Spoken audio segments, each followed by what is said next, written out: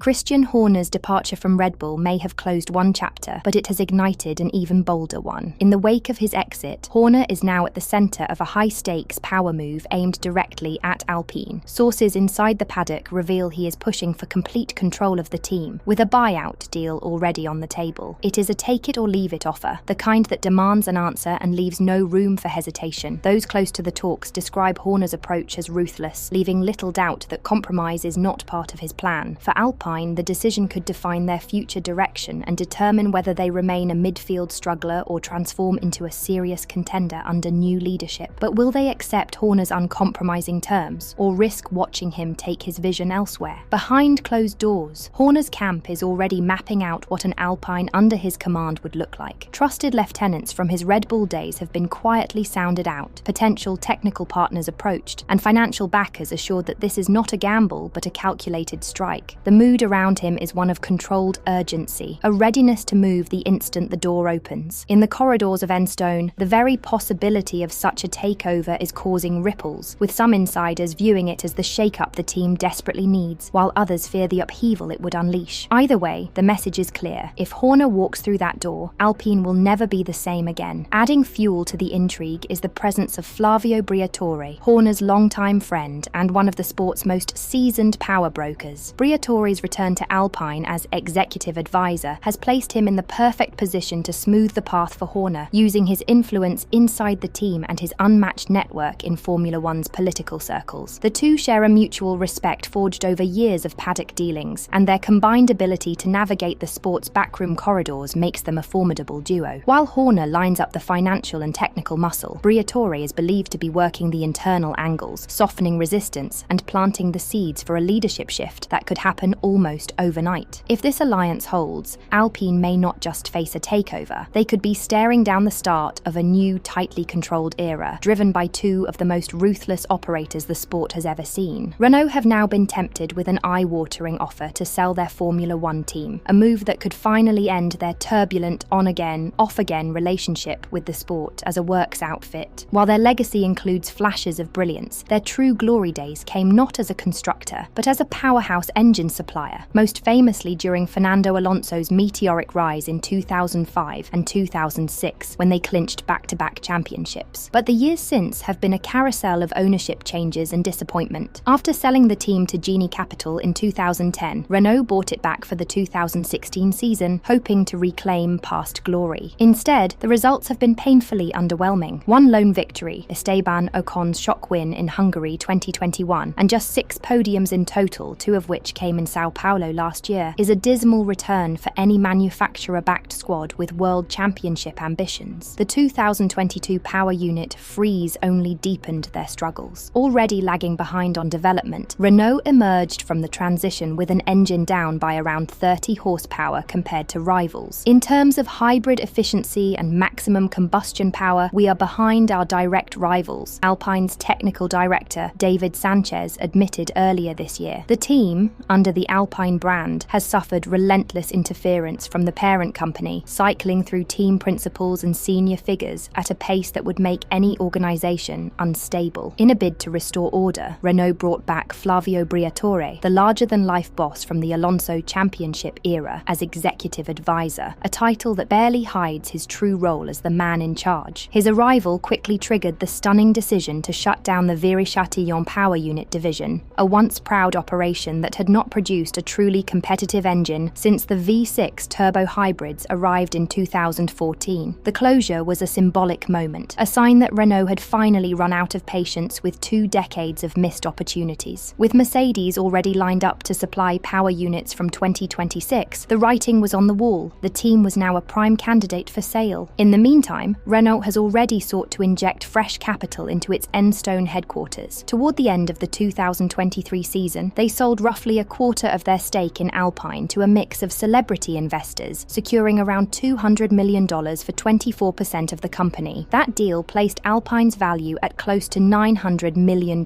a figure that now frames any takeover talks in a very different light. Fresh reports now claim that Renault have recently been approached with a staggering $1.2 billion offer for their Formula One team, a figure that would tempt most owners in the paddock. Yet, insiders say the proposal was dismissed almost instantly, a move move that signals there is little to no appetite for a sale inside Renault's headquarters. Any lingering doubt over the team's commitment deepened when news broke that Luca De Meo, the Renault board member overseeing the F1 project, had been removed from his role. But his replacement, François Provost, wasted no time stamping his authority on the situation. Within his first week, he publicly shut down rumours of an exit, declaring, "Formula One is part of our core strategy for Alpine, and this I do not intend to change." Provost doubled down on the team's direction, making it clear that everything now hinges on performance. The unique priority for the Formula One team is performance, improved performance this year, and, of course, moreover, to succeed in 2026 with the new car. This is a unique priority given to Formula One, he explained. His message was echoed in the paddock by Pierre Gasly, who acknowledged the trade-off the team made for 2025. "We know where we're heading. We know 25 is a compromise we decided to take at the start of the year to focus on 26. Hopefully it's going to pay dividends next year," the French driver said, welcoming the new leadership and praising Provost's deep knowledge of Renault's DNA. While the identity of the $1.2 billion